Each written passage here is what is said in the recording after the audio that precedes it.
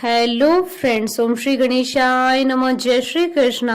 आप सभी का स्वागत है आपके अपने यूट्यूब चैनल पर। फ्रेंड्स, आज हम आपको इस वीडियो में बताने जा रहे हैं जन्मों के पितृ दोषों का निवारण करने वाली मोक्ष प्रदायिनी वैशाख अमावस्या की व्रत कथा और महत्व के बारे में। फ्रेंड्स, वीडियो शुरू करने से पहले आपसे रिक्वेस्ट है, अगर आप हमारे चैनल पर नए हैं और आपने अभी तक चैनल को सब्सक्राइब नहीं किया है तो प्लीज सब्सक्राइब कीजिएगा चैनल को, साथ ही प्रेस कीजिएगा बेल आइकन को, जिससे नए वीडियो से रिलेटेड नोटिफिकेशन आपको तुरंत प्राप्त हो सके। और वीडियो पसंद आने पर वीडियो को लाइक और शेयर जरूर कीजिएगा ताकि सभी भक्तों को इस वीडियो का लाभ प्राप्त हो सके। और कमेंट बॉक्स में जय श्री कृष्णा जरूर लिखिएगा। वैशाख मास हिंदू वर्ष का दूसरा महीना है। कृष्ण पक्ष के अंतिम दिन को अमावस्या कहा जाता है। वैशाख मास की अमावस्या कोटि गया के समान फल देने वाली होती है। इस दिन कुंभ सहित श्राद्ध व पिंड दान करने से जन्मों के पितृ दोषों से मुक्ति प्राप्त होती है। यह दिन धर्म, कर्म, स्नान, दान, तर्पण आदि के लिए बहुत शुभ माना जाता है। वैशाख अमावस्या को सतुआई अमावस्या के नाम से भी जाना जाता है। इस दिन सत्तू के दान करने का विशेष महत्व माना जाता है।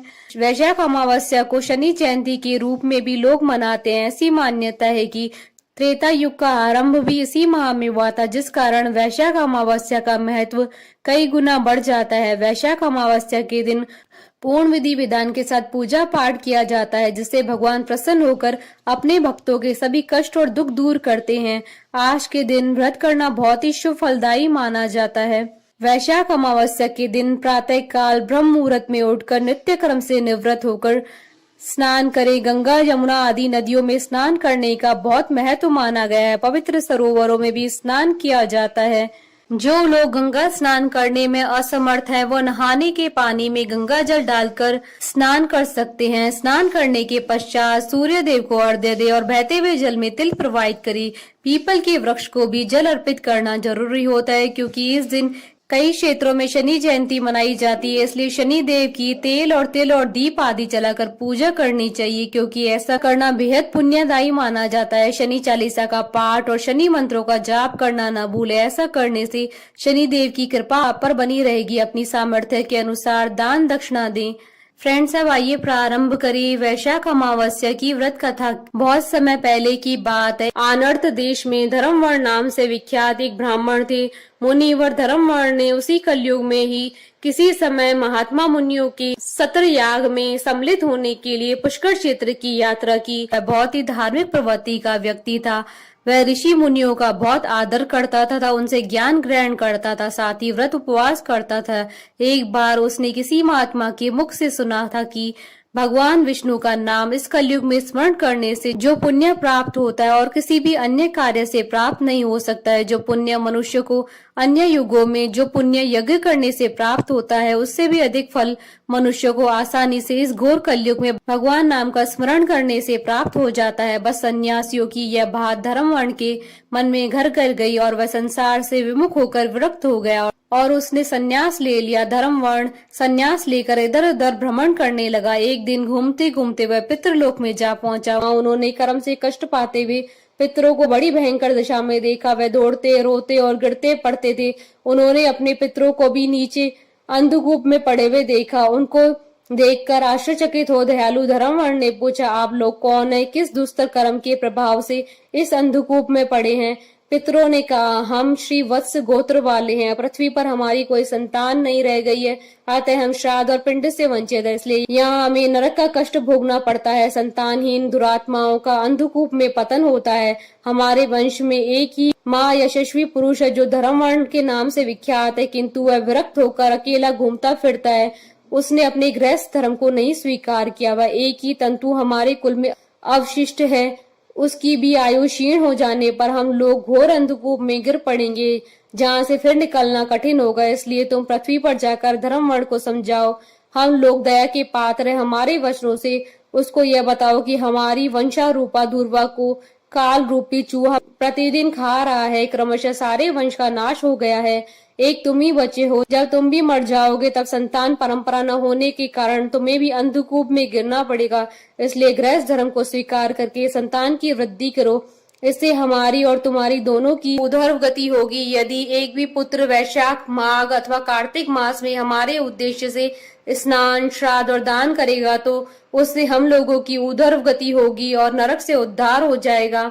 यदि एक पुत्र भी भगवान विष्णु का भक्त हो जाए, एक भी एकादशी का व्रत रखने लगे अथवा यदि एक भी भगवान विष्णु की पाप नाशक कथा का श्रवण करे तो उसकी 100 भावी पीढ़ियों का उद्धार होता है। ये पीढ़ियां पाप से आवृत होने पर भी नरक का दर्शन नहीं करती। दया और धर्म से रहित उन बहुत से पुत्रों के जन्म से क्या लाभ है जो कुल में उत्पन्न होकर सर्वव्यापी भगवान नारायण की पूजा नहीं करते। इस प्रकार प्रिय वचनों द्वारा धर्म वर्ण को समझाकर तुम उसे विरक्तिपूर्ण ब्रह्मचर्य आश्रम से गृहस्थ आश्रम में प्रवेश करने की सलाह दो। पितरों की यह बात सुनकर धर्म वर्ण अत्यंत विस्मित हुआ और हाथ जोड़कर बोला, मैं ही धर्म वर्ण नाम से विख्यात आपके वंश का दुराग्रही बालक हूँ। यज्ञ में महात्मा नारद जी का यह वचन सुनकर कि कलयुग में प्राय कोई भी रसनेन्द्रिय और शिशेन्द्रिय को दृढ़ता पूर्वक संयम में नहीं रखता, मैं दुर्जनों की संगति से भयभीत हो अब तक दूसरे दूसरे द्वीपों में घूमता रहा। इस कलयुग के तीनों चरण बीत गए, अंतिम चरण में भी 3.5 भाग व्यतीत हो चुके हैं। मेरा जन्म व्यर्थ बीता है, क्योंकि जिस कुल में मैंने जन्म लिया उसमें माता पिता की ऋण को भी मैंने नहीं चुकाया। पृथ्वी के भारभूत उस शत्रुतुल्य पुत्र के उत्पन्न होने से क्या लाभ है जो पैदा होकर भगवान विष्णु और देवताओं तथा पितरों की पूजा न करे। मैं आप लोगों की आज्ञा का पालन करूंगा। बताइए पृथ्वी पर किस प्रकार मुझे कलयुग से और संसार से भी बाधा नहीं प्राप्त होगी।